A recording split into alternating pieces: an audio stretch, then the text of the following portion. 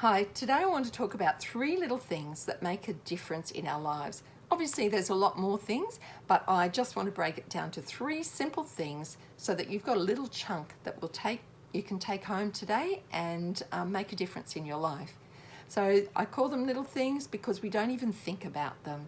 Unfortunately, we probably forget all about them, don't pay any attention until it's too late. And by then, we're probably going to be given other things to help us when something quite simple could have made a huge difference in our lives. So the first thing is water. The second thing is our breathing or air. And thirdly, I'd like you to consider some stretching. Simple stretching, so let's get on with it. So the first one is water. And I'd like you just to be encouraged to get extra water into your body. Most people say about 8 glasses of water a day is great.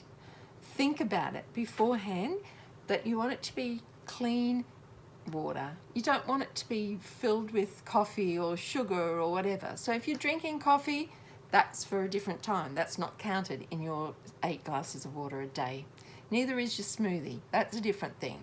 That's a food that you drink. But just nice clear water that goes through, flushes your body out and helps you remove toxins from your body. So I'm not encouraging the bottled water because usually it's in plastic, not good for the environment, not great for us. The plastic actually leaches out and is starting to be found in lots of bodies. So we don't want to be using plastic unnecessarily. There's a lot of things we would like to remove, toxins and bacteria, those sort of things that cause us harm. So that's where a filter does come in handy, but we don't want everything removed from the water because that takes the life-giving properties out of it as well. So the reason for water is as it flows, think of your body as an electrical system. If you've got water, the electricity is going to flow quicker. And that's what it's like with the messages that go from your brain right down to your toes, to every part of your body.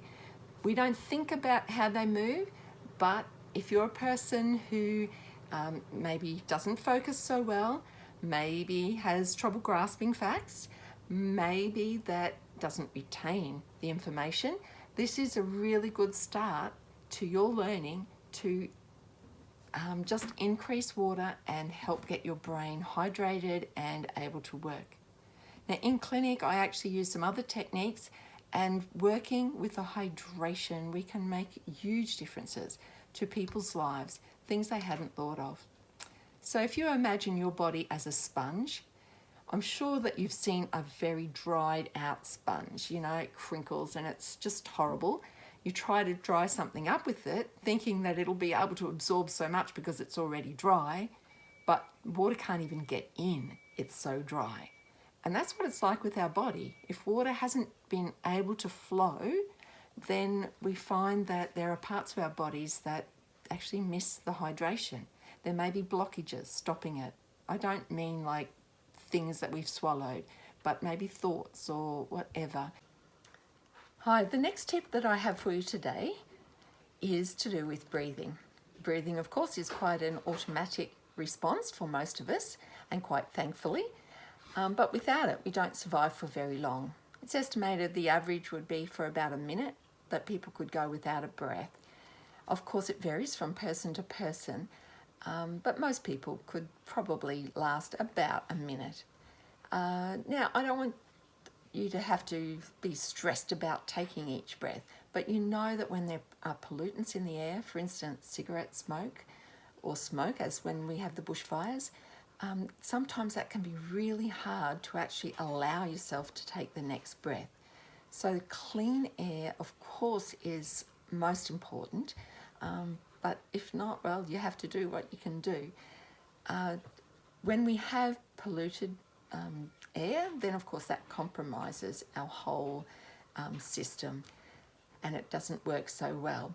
So if we exercise, now just a simple thing like walking, moving about, I call that exercise, and it's quite simple. You don't have to think too much except to remember to move. By the time I get back from a walk, I find that my heart rate has moved up a bit and I'm actually allowing the air to flow through my nasal passages into my airways, and it feels wonderful. So that's one thing, you know, just to raise your exercise level just a bit so that we actually do move the air around our bodies, move it in better, move it out better, and that helps us a lot.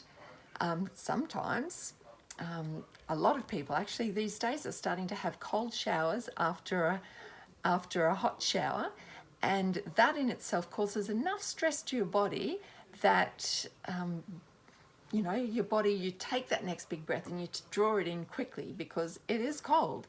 Very refreshing, and it helps circulation. It also helps you to breathe a little bit better. So that's another tip for you.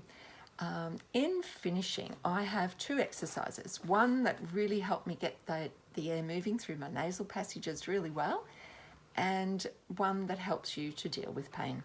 So the first one, in a book by John Diamond, he talked about putting your tongue at the back of your teeth. And when you do that, even then I felt it. So I'm breathing normally. And when I put the tongue behind the teeth, just seem to draw in a whole lot better. So lovely. If you take 2 or 3 breaths, maybe more, you will feel that beautiful oxygen going through your nose into your airways and throughout. Then it's able to be transported throughout your whole body.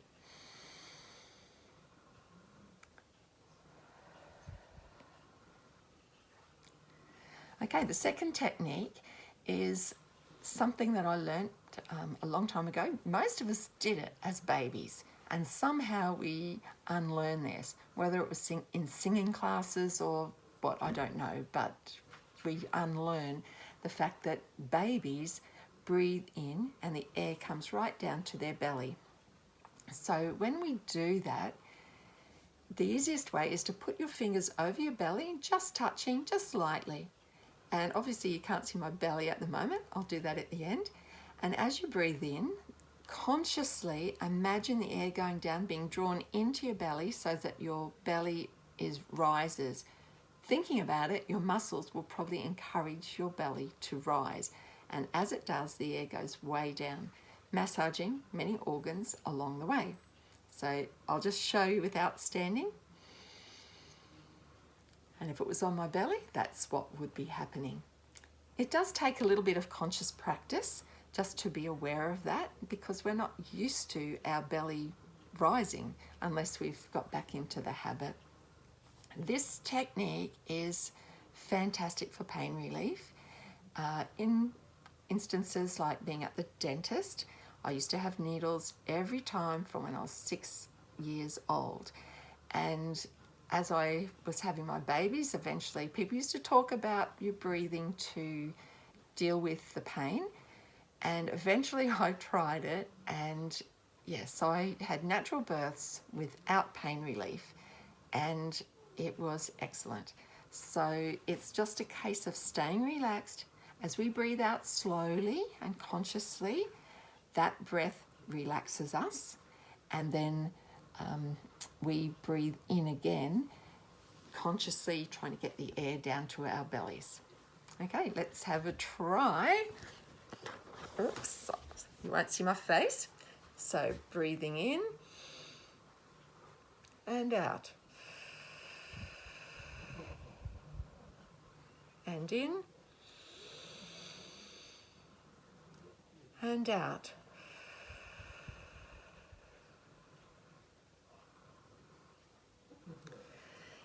If you keep practicing that for a while, it will start to feel good. You'll start to relieve a bit of your stress, and if you're dealing with pain, it should be a lot less. The one way to test it is to have a friend that you trust isn't going to be too mean, and do the old Chinese burn on your arm. Then try it with concentrating not on the arm, but on your breathing. And I think you'll be pleasantly surprised how much more you can deal with breathing in a relaxed manner. My third tip for today is to do with stretching. Stretching all of your body is great, But in particular, let's go for the jaw. This exercise can be done in the car or anywhere and doesn't really take very long. So the first part is really to stretch your muscles so that everything is able to flow through. Water, oxygen, nutrients flow through your body and do you well. So you've heard of those sayings to bite your tongue, hold your tongue, grit your teeth. Even thinking about it, I can feel the tightness starting to build up. So that's the tension that's being held in your jaw. It doesn't help for headaches, it doesn't help for stress, it's a blockage and it doesn't do us any good. So let's try to do this simple exercise to support you. Of course, in clinic, I use a few kinesiology techniques as well, and those make an incredible difference to my clients. So they usually feel so much better by the time we're finished. So the first stretch is simply to open your jaw wide, not too far that it's actually too big a strain on you, but just comfortably uncomfortable, if that makes sense. So opening wide and breathe out. So you're breathing in, open wide,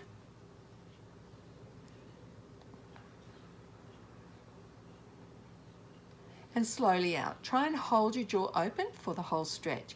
If this takes about 10 seconds per exercise, 10 seconds for that stress and repeat it 2 more times so that you've done it 3 times all up. That is really good. Later you might go to doing a stretch that holds actually 30 seconds without even closing your jaw. But allow it to relax if you like and then do it again. So the next one is simply to move the jaw to one side and later you'll repeat it with the other. So breathing in and stretch and breathe out.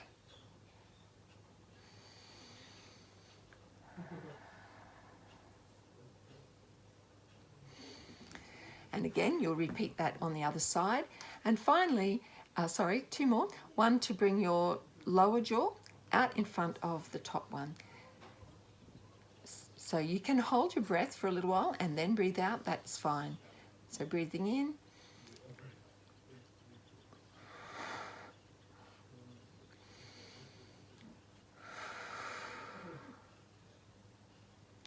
So 3 times again for that, and try and extend it for the 10 seconds minimum. And lastly, the top jaw doesn't stretch, but we're going to concentrate on the bottom jaw, bringing it back.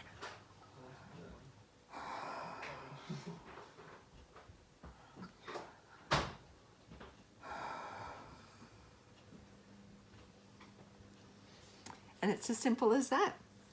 So all the best with your stretching.